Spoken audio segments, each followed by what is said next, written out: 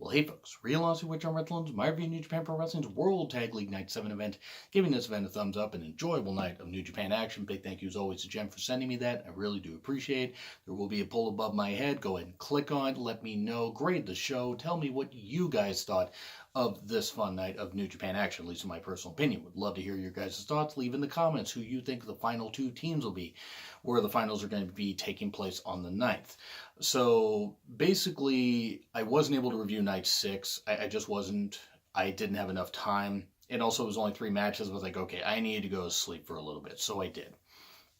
From here on, this show until the 8th, there's going to be 7 tag matches on the cards, which I think is a really, really smart decision. It just makes the tournament seem that much more important, and you weed out the teams that aren't going to be able to do, that aren't going to win, but they could play spoilers. So I think that's going to really spice up a lot of the show. So even the VOD episodes will have 7 tag matches.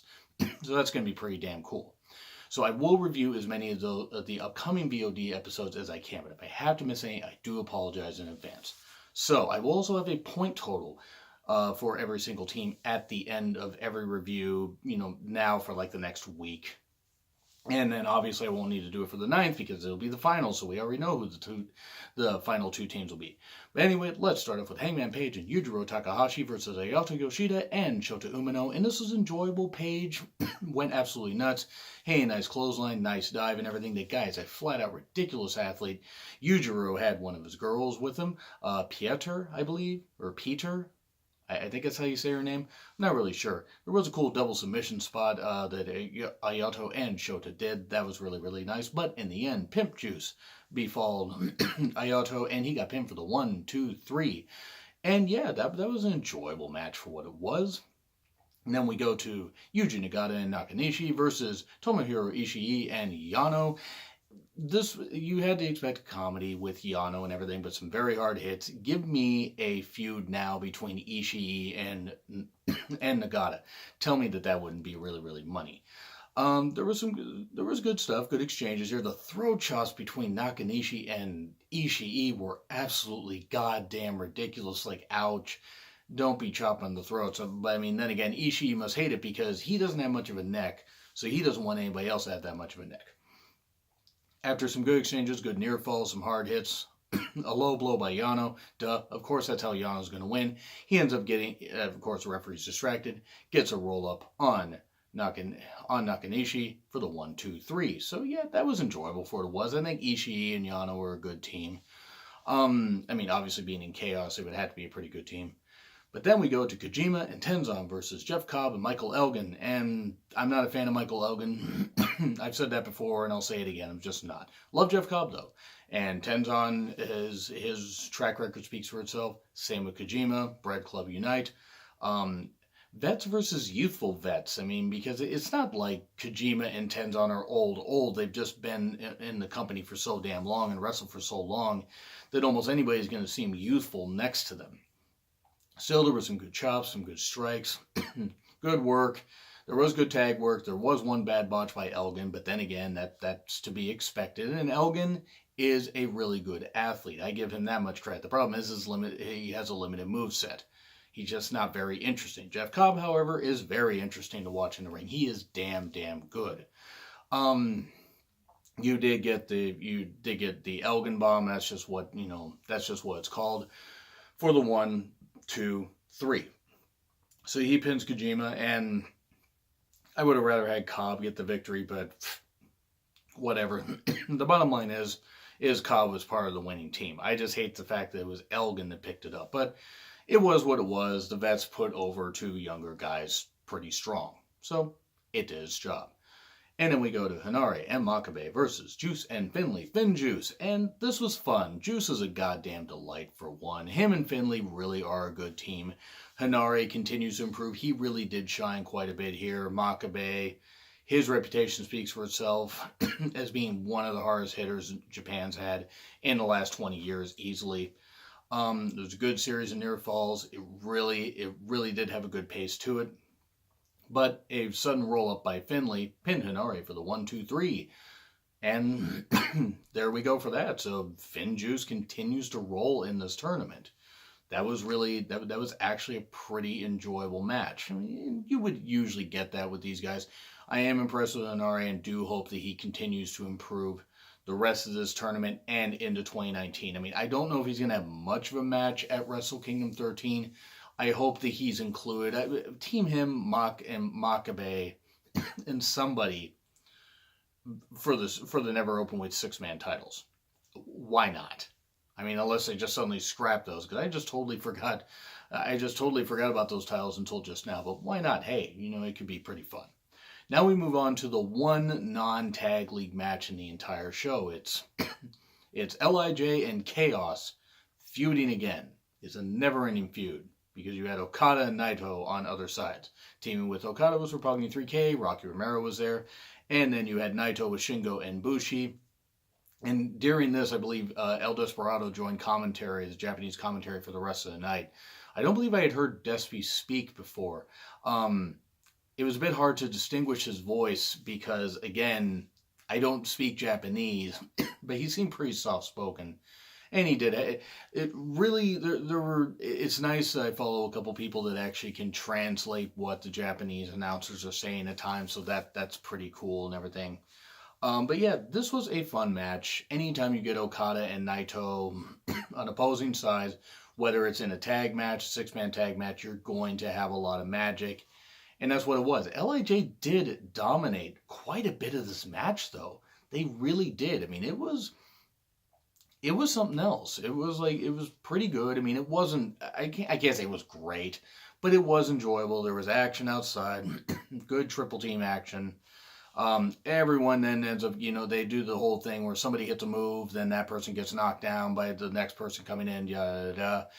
It ends with Bushi and Okada. And Okada hits a tombstone, and then the Rainmaker for the 1, 2, 3. Bushi taking a whole lot of L's for the team. He seems to be like the resident jobber of the team.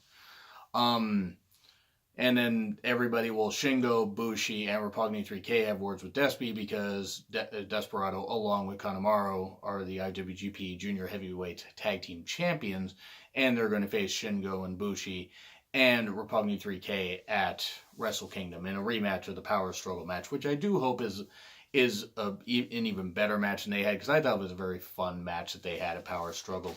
But that was nice. It was a nice little tease for what we're going to get in just over a month, about 5 weeks until Wrestle Kingdom. That's something else. And then we move on back to World Tag League action for the final 3 matches. We have Tama Tonga and Tonga Loa and Jado, of course, or Jado. I think it's Jado. I don't know why that gets confusing to me.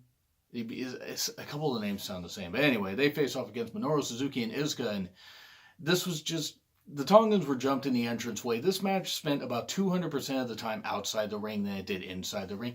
It was what it was. It was enjoyable. If Suzuki just flat out takes 2 sections of the barricade and is just going to start beating people with him, because Suzuki cares not for safety. He only cares for souls. It was entertaining. It did go on a bit long. Just a bit. But it was still enjoyable. You had Jado get involved using the Singapore cane. There was a bit of a messy finish because you had Iizuka with the iron glove, the iron fingers, the iron fingerings. Gross. Sounds like what knights did to their women. But a gun stun on Iizuka pins him for the 1, 2, 3. So yeah, the Tongans get another victory. They seem to be rolling here in World Tag League. As things go on, well, especially now, like there's a bit of a tie, like among like who are the winner or like who's the leader, and it's really going to start to take shape. I think by the time the show on the 30th, well, actually the show on the 2nd is done, I think it's going to be pretty obvious who like the top 6 are going to be, and who like the possible winners are going to be. Because it's pretty obvious there are a few teams that aren't going to win. I'm going to get to the point totals here in just a bit. This match was, it was fun for the antics, and anytime you get Suzuki out there swinging weapons, it's always fun. He did hit Tonga Loa really hard with a chair, though. Like one of those plastic chairs. That looked pretty vicious. But then we get Chucky T and Beretta, the best friends, versus KES, and this is a rematch from one of the Destruction shows. I'm sorry if I forget which. 1, I'm tired. 2, sometimes these cards run a little bit together. I have reviewed a ton of New Japan, and a ton of WWE this year, as well as a lot of other things, a lot of movie reviews and a lot of rants and stuff like that. So I'm sorry if some of this runs together. I do know it took place on a Destruction Tour, and the Best Friends did get the shocking victory. Best Friends were attacked as they were doing their entrance, the hand-holding entrance, and getting the ring introductions. KES attacks them. Chucky T gets beat up for a bit. Beretta gets a tag. So goddamn good. Hit a beautiful moonsault outside. There was some good action in this, some good near falls, but 2 killer bombs later, like after all that stuff happened, 2 killer bombs later, pins Chucky T for the 1-2-3.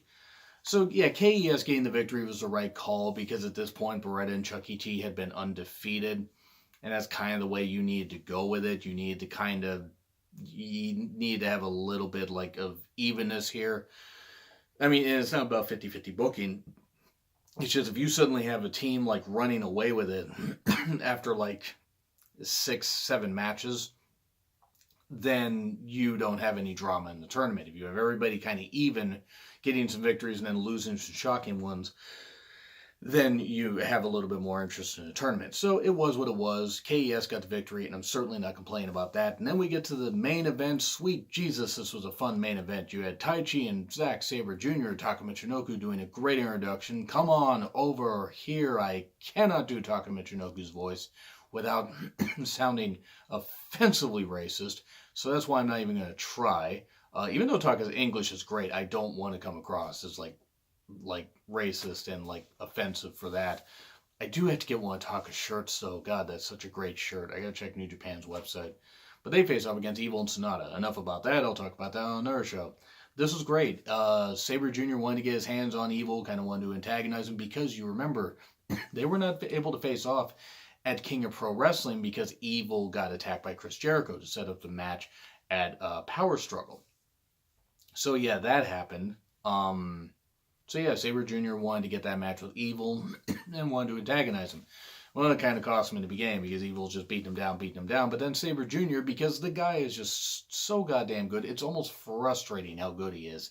He was focusing on the arm, beating up the arm of Evil. That played into lots of stuff later in the match. Action spilled outside. Sabre Jr. continued to focus on the arm. You did have Sonata just gets a tag and just go absolutely nuts.